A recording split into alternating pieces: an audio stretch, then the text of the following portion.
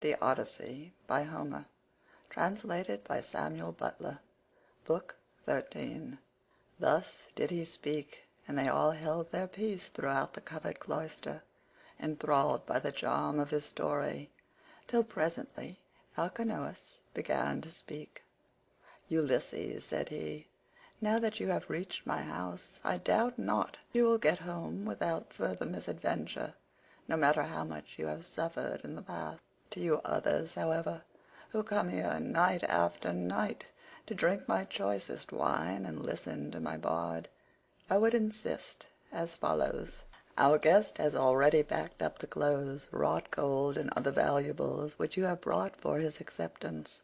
Let us now, therefore, present him further, each one of us with a large tripod and a cauldron. We will recoup ourselves for the levy of a general rate, for private individuals cannot be expected to bear the burden of such a handsome present." Every one approved of this, and then they went home to bed, each in his own abode. When the child of morning, rosy-fingered Dawn, appeared, they hurried down to the ship and brought their cauldrons with them. Alcinous went on board and saw everything so securely stowed under the ship's benches that nothing could break adrift and injure the rowers. Then they went to the house of Alcinous to get dinner, and he sacrificed a bull for them in honor of Jove, who is the lord of all. They set the steaks to grill and made an excellent dinner, after which the inspired bard Demodocus, who was a favorite with every one, sang to them. But Ulysses kept on turning his eyes towards the sun, as though to hasten his setting, for he was longing to be on his way. As one who has been all day ploughing a fallow field with a couple of oxen keeps thinking about his supper, and is glad when night comes that he may go and get it, for it is all his legs can do to carry him, even so did Ulysses rejoice when the sun went down, and he at once said to the Phaeacians, addressing himself more particularly to King Alcinous, "Sir, and all of you, farewell. Make your drink offerings and send me on my way rejoicing, for you have fulfilled my heart's desires by giving me an escort and making me presents, which heaven grant that I may turn to good account. May I find my admirable wife living in peace among friends, and may you whom I leave behind me give satisfaction to your wives and children. May heaven vouchsafe you every good grace, and may no evil thing come among your people." Thus did he speak. His hearers all of them approved his saying, and agreed that he should have an escort, inasmuch as he had spoken reasonably. Alcinous therefore said to his servant, "Pontonous, mix some wine and hand it round to everybody, that we may offer a prayer to Father Jove and speed our guest upon his way." Pontonous mixed the wine and handed it to every one in turn. The others each from his own seat made a drink offering to the blessed gods that live in heaven, but Ulysses rose and placed the double cup in the hands of Queen Arete. "Farewell, Queen," said he. "Henceforward and for ever, till age and death, the common lot of mankind, lay their hands upon you. I now take my leave. Be happy in the house with your children, your people, and with King Alcinous." As he spoke he crossed the threshold, and Alcinous sent a man to conduct him to his ship and to the seashore. Arete also sent some maidservants with him, one with a clean shirt and cloak, another to carry his strong box, and a third with corn and wine. When they got to the waterside, the crew took these things and put them on board, with all the meat and drink. But for Ulysses they spread a rug and a linen sheet on deck, that he might sleep soundly in the stern of the ship. Then he too went on board and lay down without a word, but the crew took every man his place and loosed the hawser from the pierced stone to which it had been bound. Thereon, when they began rowing out to sea, Ulysses fell into a deep, sweet, and almost death-like slumber. The ship bounded forward on her way as a four-in-hand chariot flies over the course when the horses feel the whip. Her prow curveted as if it were the neck of a stallion, and a great wave of dark blue water seethed in her wake. She held steadily on her course, and even a falcon, swiftest of all birds, could not have kept pace with her. Thus then she cut her way through the water, carrying one who was as cunning as the gods, but who was now sleeping peacefully, forgetful of all that he had suffered, both on the field of battle and by the waves of the weary sea. When the bright star that heralds the approach of dawn began to show, the ship drew near to land. Now there is in Ithaca a haven of the old merman Phorcys, which lies between two points that break the line of the sea and shut the harbour in. These shelter it from the storms of wind and sea that rage outside, so that, when once within it, a ship may lie without being even moored. At the head of this harbour there is a large olive tree, and at no distance a fine overarching cavern, sacred to the nymphs, who are called Naiads. There are mixing bowls within it, and wine jars of stone, and the bees hive there. Moreover, there are great looms of stone on which the nymphs weave their robes of sea purple, very curious to see, and at all times there is water within it. It has two entrances, one facing north, by which mortals can go down into the cave, while the other comes from the south and is more mysterious. Mortals cannot possibly get in by it. It is the way taken by the gods. Into this harbour, then, they took their ship, for they knew the place. She had so much way upon her that she ran half her own length on to the shore. When, however, they had landed, the first thing they did was to lift Ulysses with his rug and linen sheet out of the ship, and lay him down upon the sand, still fast asleep. Then they took out the presents which Minerva had persuaded the Phaeacians to give him when he was setting out on his voyage homewards. They put these all together by the root of the olive tree, away from the road, for fear some passer-by might come and steal them before Ulysses awoke, and then they made the best of their way home again. But Neptune did not forget the threats with which he had already threatened Ulysses, so he took counsel with Jove. "Father Jove," said he, "I shall no longer be held in any sort of respect among you gods, if mortals like the Phaeacians, who are my own flesh and blood, show such small regard for me. I said I would Ulysses get home when he had suffered sufficiently. I did not say that he should never get home at all, for I knew you had already nodded your head about it, and promised that he should do so. But now they have brought him in a ship fast asleep, and have landed him in Ithaca, after loading him with more magnificent presents of bronze, gold, and raiment than he would ever have brought back from Troy, if he had had his share of the spoil and got home without misadventure." And Jove answered, "What, O lord of the earthquake, are you talking about? The gods are by no means wanting in respect for you. It would be monstrous were they to insult one so old and honoured as you are.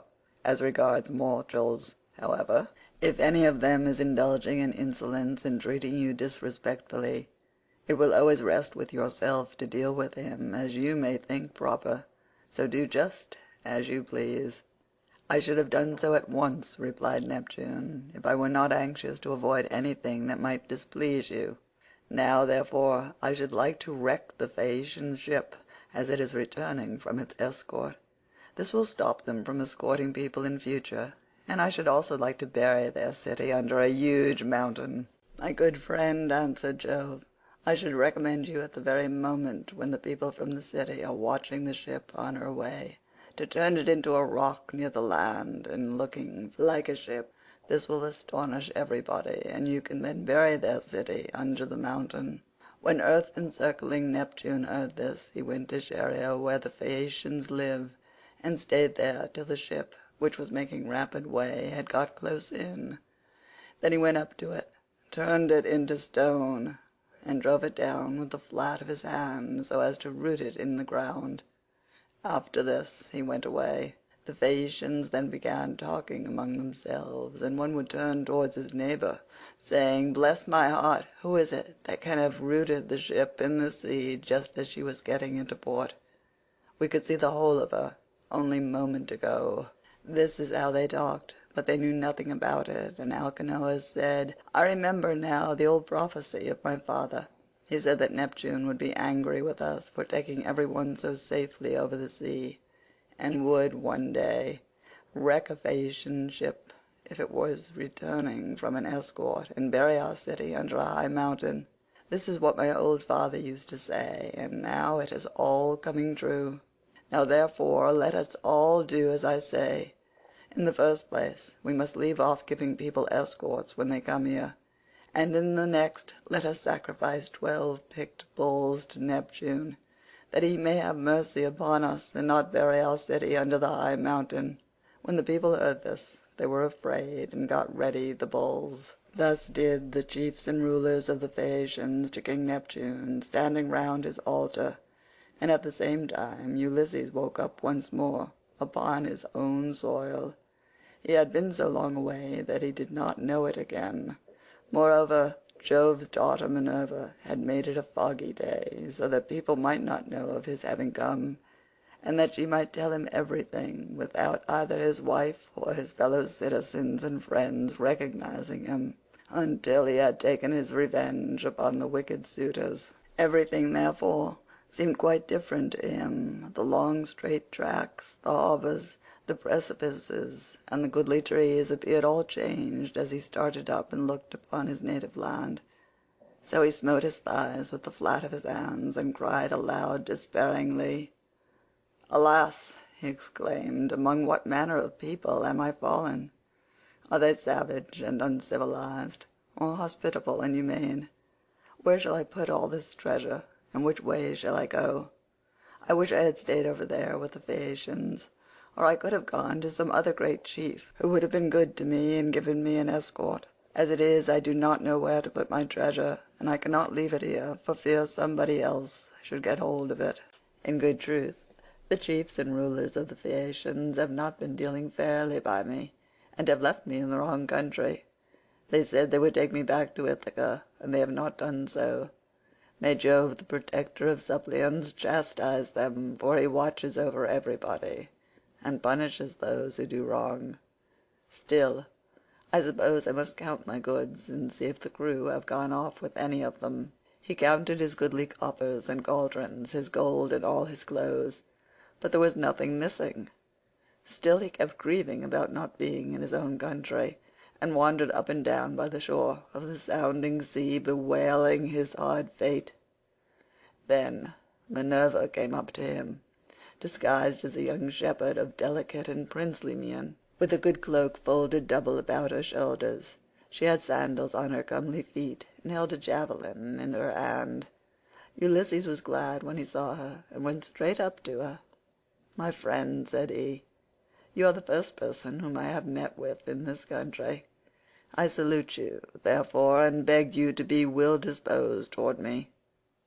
Protect these my goods, and myself too, for I embrace your knees and pray to you as though you were a god. Tell me then, and tell me truly, what land and country is this? Who are its inhabitants?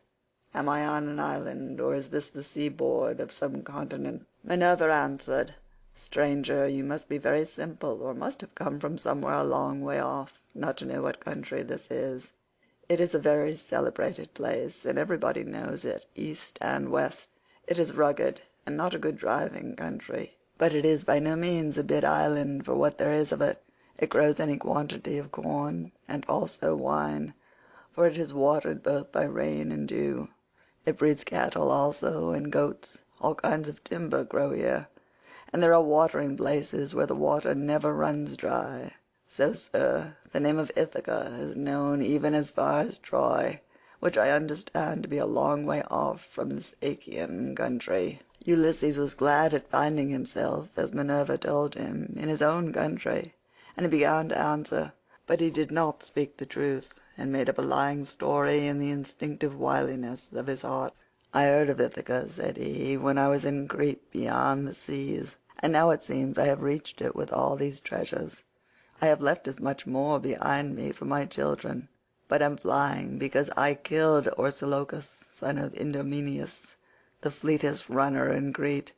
I killed him because he wanted to rob me of the spoils I had gotten from Troy with so much trouble and danger, both on the field of battle and by the waves of the weary sea. He said I had not served his father loyally at Troy, his vassal, but had set myself up as an independent ruler. So I lay in wait for him, and with one of my followers by the roadside, and speared him as he was coming into town from the country. My, it was a very dark night, and nobody saw us.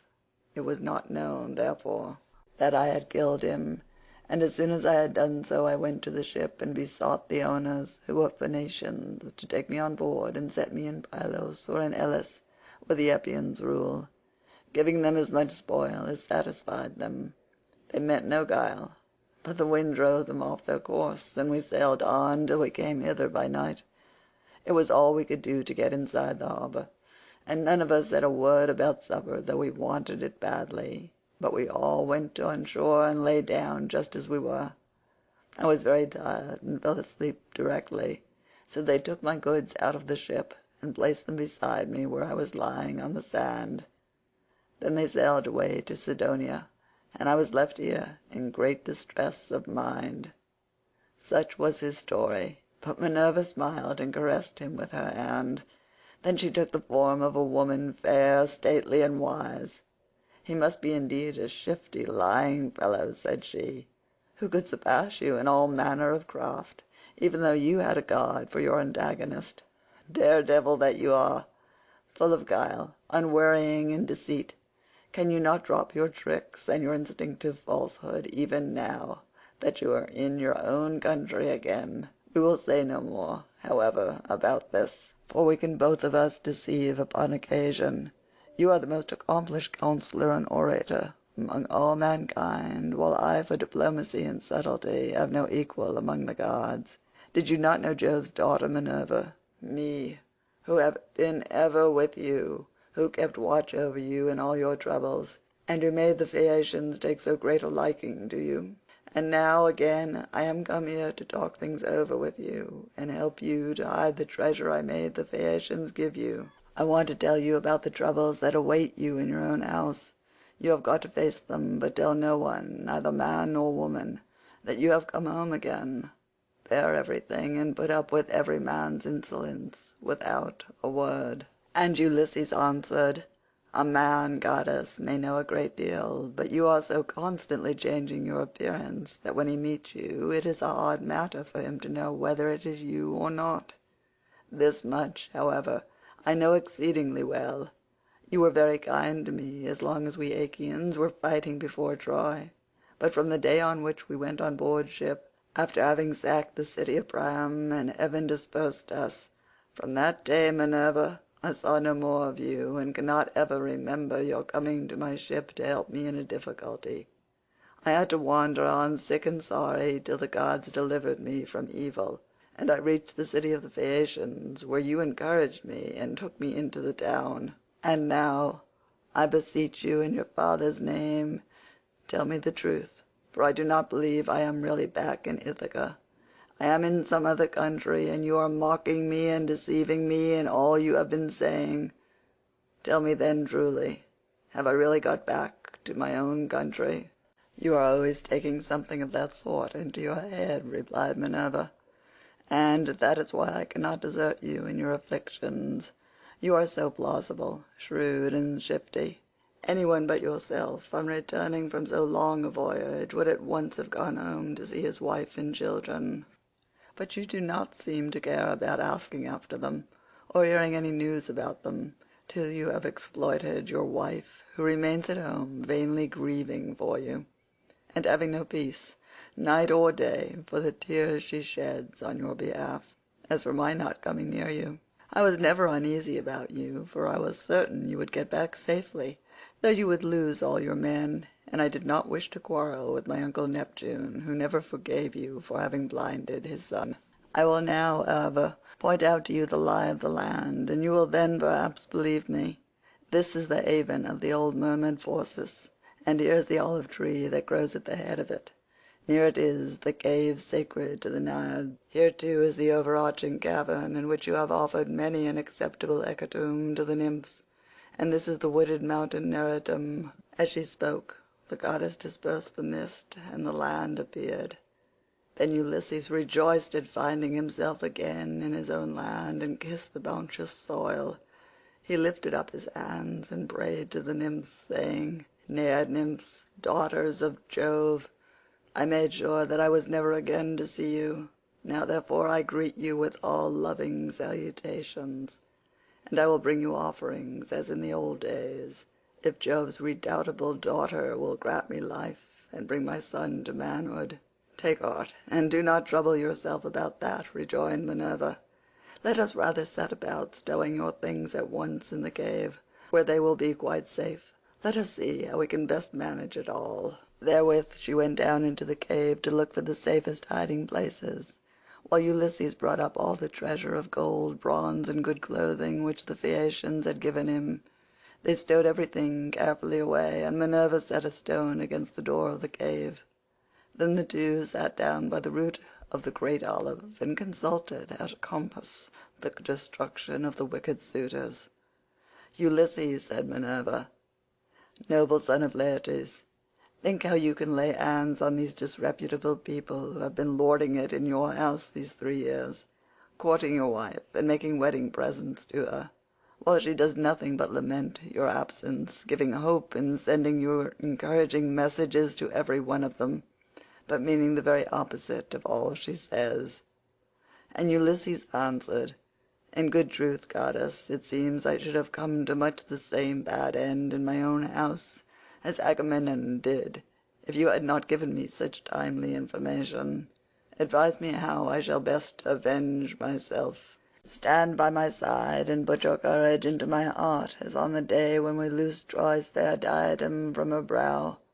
Help me now as you did then, and I will fight 300 men if you, goddess, will be with me." "Trust me for that," said she. "I will not lose sight of you when once we set about it, and I would imagine that some of those who are devouring your substance will then bespatter the pavement with their blood and brains. I will begin by disguising you so that no human being shall know you. I will cover your body with wrinkles. You shall lose all your yellow hair. I will clothe you in a garment that shall fill all who see it with loathing. I will blear your fine eyes for you, and make you an unseemly object in the sight of the suitors, of your wife, and of the son whom you left behind you.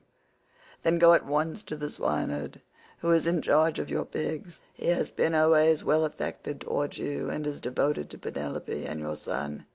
You will find him feeding his pigs near the rock that is called Raven by the fountain Arethusa, where they are fattening on beech mast and spring water after their manner. Stay with him and find out how things are going, while I proceed to Sparta and see your son, who is with Menelaus at Lacedaemon, where he is gone to try and find out whether you are still alive." "But why," said Ulysses, "did you not tell him, for you knew all about it? Did you want him too to go sailing about amid all kinds of hardship, while others are eating up his estate?" Minerva answered, "Never mind about him. I sent him that he might be well spoken of for having gone. He is in no sort of difficulty, but is staying quite comfortably with Menelaus, and is surrounded with abundance of every kind. The suitors have put out to sea and are lying in wait for him, for they mean to kill him before he can get home. I do not much think they will succeed, but rather that some of those who are now eating up your estate will first find a grave themselves." As she spoke, Minerva touched him with her wand and covered him with wrinkles, took away all his yellow hair, and withered the flesh over his whole body. She bleared his eyes, which were naturally very fine ones. She changed his clothes and threw an old rag of a wrap about him, and a tunic, tattered, filthy, and begrimed with smoke. She also gave him an undressed deerskin as an outer garment, and furnished him with a staff and a wallet all in holes, with a twisted thong for him to sling it over his shoulder. When the pair had thus laid their plans, they parted, and the goddess went straight to Lacedaemon to fetch Telemachus. End of Book 13.